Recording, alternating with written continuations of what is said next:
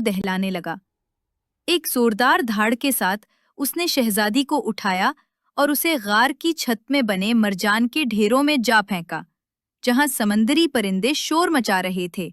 इधर मलका जलपरी की मरजान झोंपड़ी में सब ये सोच रहे थे कि बड़ी बेटी पर क्या आफत टूटी है। आखिरकार ये तय पाया कि इस रात दूसरी जलपरी बेटी बाघ की निगरानी करेगी। यूं वो अपना सदफ का छोटा चराग लेकर काई के ढेर के पास जा बैठी। मुख्तसर ये कि बिल्कुल वैसा ही हुआ जैसा पहली बार। समंदरी देव धड़ाम से लहरों को चीरता हुआ बाग में दाखिल हुआ।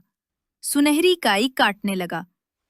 दूसरी जलपरी शहजादी ये देखकर हैरान हुई और मगर हिम्मत करके वो समंदरी देव के सामने तैरती हुई जा खड़ी हुई और अपनी दुम के परों को झटक कर बोली, तुम मेरी माँ के बाग की काई क्यों चुरा रहे हो?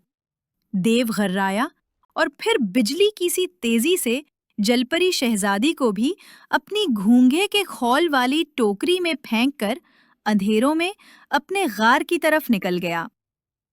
समंदरी देव के गहरे गार के हॉल में दूसरी जलपरी बेटी को भी वही हुक्म दिया गया कि वो समंदरी गाय का दूध दोहे।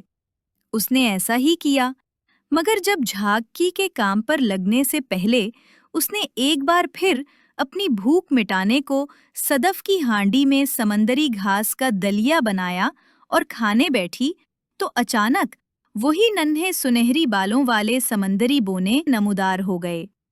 वो एक साथ गुनगुनाने लगे और उससे खाने की भीख मांगने लगे। मगर ये बेरहम शहजादी जलपरी भी हंसकर बोली, मेरे लिए कम, दूसरों के लिए और भी कम, तुम्हारे लिए तो झाग का एक कतरा भी नहीं।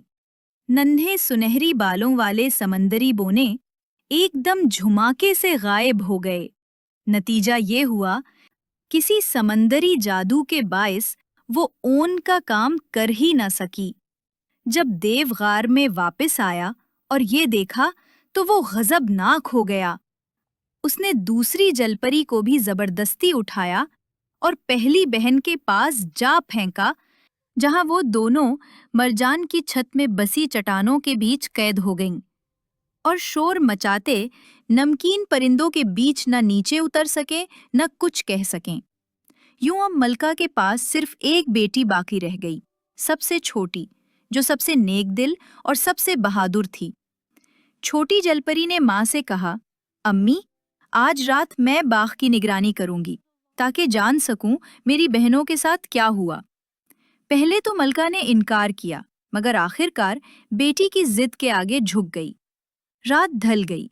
सबसे छोटी जलपरी काई के बाग के पास बैठी थी कि अचानक समंदर के अंधेरों को चीरता हुआ देव नमूदार हुआ। उसके हाथ में एक खाली घूंघे का टोकरा और एक चमकता सदफी खंजर था। शब बखैर देव साहब, जलपरी ने मुअद्दबाना कहा, अब मुझे ये तो बताओ कि तुम हमारी माँ की सुनहरी काई क्यों चुरा रहे हो? देव ने कोई जवाब न दिया। छोटी जलपरी ने पुरसुकून लहजे में दोबारा सवाल दोहराया। फिर देव गुस्से से बिफर गया। जब उसने टोकरी भर ली तो एक झटके से छोटी जलपरी को भी एक बाजू से पकड़कर सुनहरी काई के साथ अपनी घूंघे की टोकरी में फेंक दिया। कुछ देर बाद जब समंदरी देव अपने गार के हॉल में वापस आया तो उसने छोटी जलपरी शहजादी को रिहा किया और उसे वही हिदायत दी जो उसने उसकी बहनों को दी थीं। छोटी जलपरी ने खामोशी से पूरी तवज्जो के साथ उसकी बात सुनी और अदब से अपना सर झुका दिया।